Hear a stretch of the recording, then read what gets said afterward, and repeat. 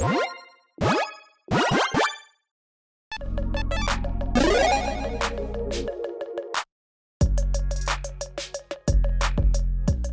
everyone, Mitch coming in for the Commander Core Studio. Welcome to the show. So today's episode comes to you courtesy of one of my amazing patrons, Samuel, who's been supporting this channel as a general tier patron. I truly couldn't do this without the support from amazing patrons like Samuel, so again, Samuel, thank you so much. And actually today, Samuel's going to hand the intro for me. Hey Mitch, this is Samuel Rankin from Tennessee. For my deck tech, I would like to see you build around Atemsis All-Seeing, focusing on just kind of the card manipulation and jankiness of the losing the game ability. I am well known as the threat of my pod, and I would like to kill people with some style for once. Well, a fantastic pick and a very spicy commander. I absolutely love this pick. Atemsis All-Seeing, a 4/5 Sphinx with flying that costs 6 mana in total in blue. Pay 3 mana in total, tap, draw 2 cards, and discard a card.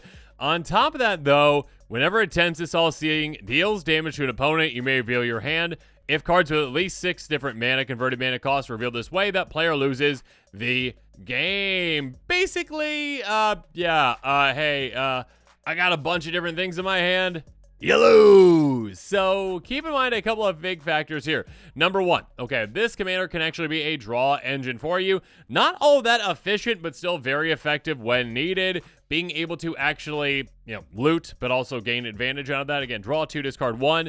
So you can kind of change up the amount of different mana values that you have in your hand. So keep that in mind. Secondly, another thing to keep in mind, again, it is whenever it deals damage to an opponent. Now, most of the time you might assume that that's combat damage, but it doesn't have to be. Atemsis actually doesn't have any way to just naturally deal damage outside of combat, but there are some sneaky ways that we can do this, and because of that, we've got ways to actually take out multiple, if not all opponents on the exact same turn once we're set up properly. So again, what we need to do is get 6 different converted mana costs in our hand. When we do so, we are good to go and take out all of our opponents. Speaking of good to go, oh my goodness. I was shocked when I saw the budget of this one at the end of the episode when I just was like building it. I was like, okay, it's going to be very budget friendly, I'm sure. And then I'm like, oh my. Moxfield says $12.72 in total for this entire deck. Now that doesn't include shipping or basic lands, but you might already have those. Regardless, incredibly budget friendly for this exciting spicy build. If you're interested in this deck, make sure you check out that deck list link in the description below. With all that said, let's jump into the tactics. First up, tactic number 1, Atemsis. Get it? Because Tim, like the sorcerer, the joke about the sorcerer in Magic named Tim because of Monty Python. Okay, no, never mind. Anyways, basically, again, being able to give Atemsis a way to actually deal damage outside of combat can be massive. Sorcerers want a very simple card. Cost 1 to get out. Equip 3. Equip creature has tapped. This creature deals 1 damage to target player or planeswalker. And ignore the thing about the wizard. Who cares about that? All we need is 1 damage from our commander. Again, turning our commander into a Tim, being able to tap and ping someone for 1, that is huge because, again, if we can reveal 6 different things, 6 different mana values, they are gone. And again, this is a way that we can take out multiple players in the exact same turn. Now, our commander does have flying, can get through in a lot of players, but still, giving this extra option is huge. Next up, Wolf Hunter's Quiver, not quite as efficient. That being said, does cost 5 to equip, does the exact same thing, basically. Equip creature can tap to deal 1 damage to our creature player, or I guess if you're playing against a werewolf deck, sure, deal 3 damage to those. Cool. If not, doesn't matter. Again, all we care about is that just ping to the face for 1. Speaking of which, Hermetic Study Aura can help us as well. Chain creature for 2 mana in total. Chain creature has tap 1 damage to any target. Sonic does the exact same thing, essentially. Basically, again, another aura. Basically, all we need to do is just give that Tim ability to our commander, and by doing so, the ability to just take anyone out on the spot if we have that requirement met. Moving on to tactic number 2, though, Tutor Time. Yeah, but we've got other ways to help Atemsis out. Yeah, I'm gonna stick with that. Dizzy Spell. We can either give a creature -3/-0, which I guess might come in handy sometimes, or you just transmute this away by discarding it and paying that amount. We get to actually just go get any card in our deck that costs 1, like, Sorcerer's Wand, or I guess the Quiver as well if we really want that. But yeah, a way to turn a commander into a Tim. Anchored Reality can do that right away, essentially. Basically, cast this, sacrifice an artifact or a creature, tutor out an equipment from your deck or a vehicle, more likely an equipment with this deck, obviously. Get it right right on the battlefield. So again, set up your Atemsis, good to go. And also, if the mana value is less than sacrifice permanent's mana value, scry 2, which can help you set yourself up. Deadeye Quartermaster, another way to set ourselves up, though. ETB, search for an equipment, get into our hand, then shuffle. Very simple, very effective way to set up Atemsis. Next up, like I mentioned earlier, well, tactic number 3, do it again. We can, again, get our commander set up, turn it into a Tim, get ready to go, get those cards into our hand, and then all of a sudden, ping a player, and then ping another player and take them out too with Clever Conjurer. Tap, untap target permanent, not named Clever Conjurer, which Atemsis is not named Clever Conjurer, so there you go, activate on sorcery. Earth of Healing House, tap to untap another target permanent or untap 2 other legendary creatures. So yeah, being able to just untap our commander, we're good to go. Kelpie Guide, untap another target permanent, or we can tap down something if we really want to, but don't worry about that most of the time. Viziering Tumbling Sands, we can actually cycle this away to untap another target permanent, or again, having on the battlefield to tap to untap another target permanent. Nimbleclaw Adept can tap to untap 2 things, only once each turn though. That being said, again, if we got multiple of these in play, yeah, we can go 1, 2, 3, you're all gone at the same time. Yay! So yeah, there are definitely some really crazy plays that you can do with this kind of a deck. Next up in tactic number 4, we've got low mana draw. Now, some things that are very important with this deck. Well, drawing cards, getting a big hand so that we can ensure that we have the right combination of converted mana costs. And also, yeah, just having a lot of different converted mana costs and mana values in our deck to ensure that, well, we actually can meet that requirement quite easily. So having like a wide spread, having a good amount in each essentially number of converted mana cost is very important. So yeah, opt a very simple one at 1 mana. Scry 1, draw a card. Seer Visions, draw a card, scry 2. Pull from the bottom, draw X cards, discard a card. These X spells can be great to just like right before our turn set ourselves up to win, or just like on opponent's turn too if we have like that Tim type effect as well. Next up, Commander's Insight. Target player draws X cards plus additional card for each time you cast the commander for the command zone's game. I mean, the commander for the command zone thing, like that can come in handy a little bit, but not all that impactful. We just care about this being an X spell. Drown in Dreams. Target player draws X card. Target player mills twice X cards. If we control our commander while we're casting a spell, we can do both. Most likely the milling really won't matter all that much. Even the score, if an opponent draws a couple cards, 4 or more in a turn, it's going to cost just X instead of X, blue, blue, blue. Draw X cards. Frantic Search, a free looting effect essentially. Costs 3 mana, untaps 3 lands. Also draw 2, discard 2. Stroke of Genius, X2 in a blue. Target player draws X cards, get in speed, can be very big for this. Builder Multiverse, we can actually foretell this to kind of split that cost up. Scry 2, then draw 2. Chemist's Insight, we can actually cast this twice, draw 2, we can jumpstart it again from our graveyard if we need to. Deep Analysis, very similar. Draw 2, we can flash it back for 2 mana and 3 life to draw 2 cards again. Factor Fiction, instant speed, top 5 cards, opponent separates in 2 piles. We get 1, the other goes into our graveyard. Then there's Flow of Knowledge. Draw a card for each island you control, then discard 2 cards.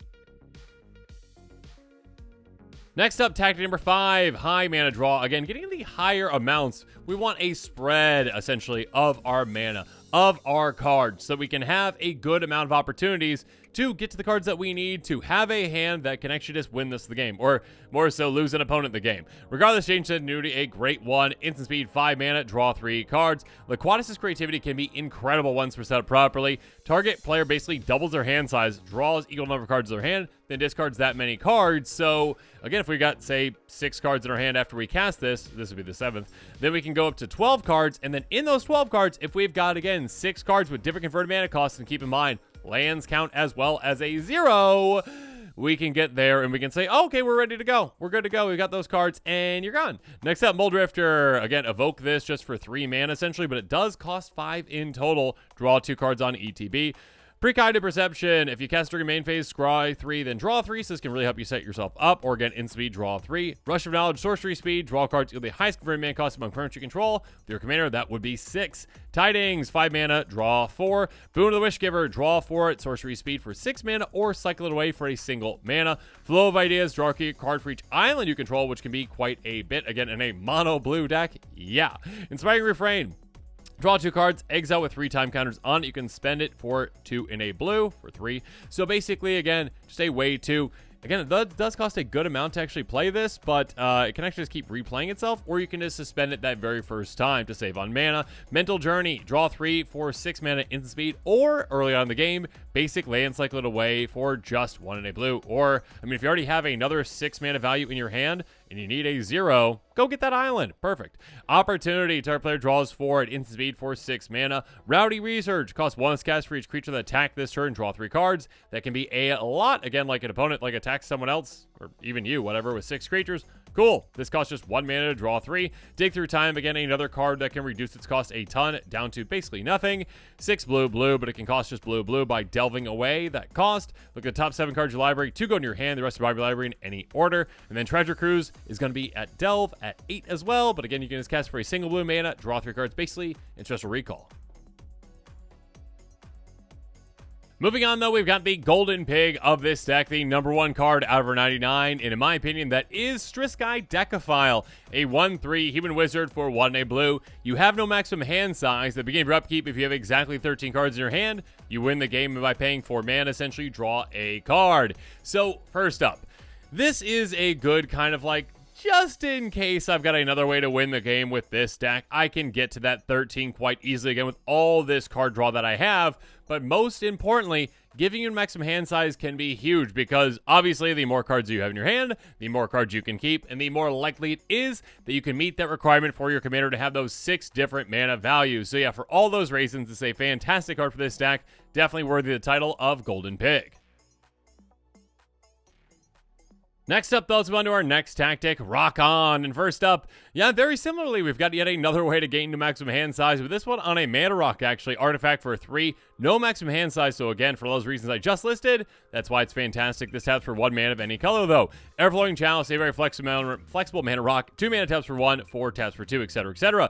Wafers Bubble, I'm sorry I didn't talk about you first, but I thought that I kind of lined up earlier, you know, with the no maximum hand size. Can you forgive me? Okay, good. Pay 2, tap, and sacrifice, get a base land in a play tapped. Arcane Signet can tap for our color.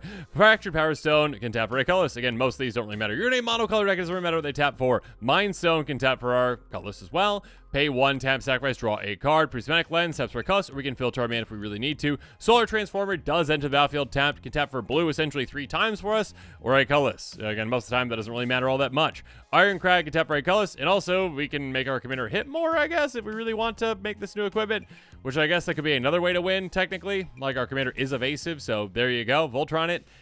Most likely, though, just use it as a Mana Rock. Next up, Warden Power Stone enters battlefield, taps for 2, costs 3, though, very efficient Mana Rock. Hedron Archive taps for 2, costs 4. We can also pay 2, tap, and sacrifice to draw 2. Same thing, though, with Stone Spirit Crystal, except when we're sacrificing it, we exile any of our target player's graveyards. Great graveyard hype there. Draw 1 card. And then finally, Dreamstone Hedron, costs 6, taps for 3, pay 3, tap, sacrifice it, draw 3 cards. Next up, we've got Tactic number 8, Wrenches, because, yeah, we can throw a wrench to our opponent's plans in a lot of ways. First up, Aether Spellbomb. We can pay a blue to sacrifice this to bounce a creature back to its owner's hand, or pay 1 to sacrifice this to draw a card. So again, if we're just like 1 mana value away, we're like, oh, I just need to get one more thing. This can be a great Hail Mary type effect to be like, oh, I drew it. Cool, you lose. Yay! Or bounce away a creature that's going to block our commander so we can get through. Aether Gale, speaking of which, bounce 6 things for 5 mana. Very, very effective, very, very efficient. Frostveil Ambush. We can cycle away if we need to. So again, if we already have another mana value 5, cycle away, get something else if you need to, or tap 2 creatures and they don't tap their controllers next untap step. Floodwaters, 6 mana, cycle away if you don't need it, or bounce 2 creatures back to their hand. Runaway Boulder, again, cycle it away if you need to. Flash, for 6 mana, enters the battlefield, 6 damage to our creature to opponent controls, so it can take something out. Said and done. Return an instant source card back from your grave to your hand if you need to. So again, hey, if you've got something, again, you need a different mana value, go get that, bring it back to your hand. This one also, though, keep in mind, since a split card does cost 7 in total in our hand considering, so yeah, it can be a very easy way to be like, oh, it's an additional card there, but we can cast it easier for said or done. Done is going to be tapping creatures they don't untap again. Scourge of Fleets, a great board wipe in a mono blue deck. ETBs, bounce every single creature back to our opponent's control. Back with Toughness, extra aspect of hand, which X number of islands we control. So again, hey, we got a lot of islands in play. Bounce back probably all their creatures at a certain point. Storm Tide Leviathan, also a great way to protect ourselves and can hit hard. 8/8 Island Walk, all lands or islands dish other types. On top of that, creatures without flying or Island Walk can't attack. Again, our commander does have flying, so keep that in mind. And this definitely has Island Walk as well. And then we've got Commit to Memory. Again, a very unique mana value at, 10 in total, essentially. Put target spell or non-permanent into its source library second from the top. The other part of it is memory. Each player shuffles their library and graveyard essentially, and then yeah, just decides, you know what, we're just gonna draw a new hand. So there you go. Everyone draws back into 7. So this can help us out in a lot of ways. You might even just luck into, you know, 6 different things. Again, we got a good spread throughout the deck. That being said, it's a good way to protect things as well. But now this episode is coming to a close. It's time for me to hear from you. So in the comments below, let me know your thoughts on this deck. Are, again, incredibly budget friendly, like nearly like $10. And it is a deck that can do some crazy things. Again, Atemsis is quite fun. If you're interested in this deck, make sure you check out that deck list link in the description below. And of course, as always, thanks again and have a good one. This show and episodes like this one are possible thanks to viewers like you. If you're looking for an easy way to help support this show, make sure that you like, share, and subscribe. Also, hit that bell notification icon so you don't miss any new episodes. You can also go check out our playmats and other merchandise at thecommandersquarters.com. We also have a ton of brand new t-shirt designs in stock, so make sure you check out those as well. Another easy way to support this show is with our TCG player affiliate links. So whether you're buying a deck or individual cards, you can use this general link right here or one in the description. And the final way that you can support this show is by supporting us directly by becoming a patron. There are many benefits to being a patron, and I truly couldn't do this without all of their support.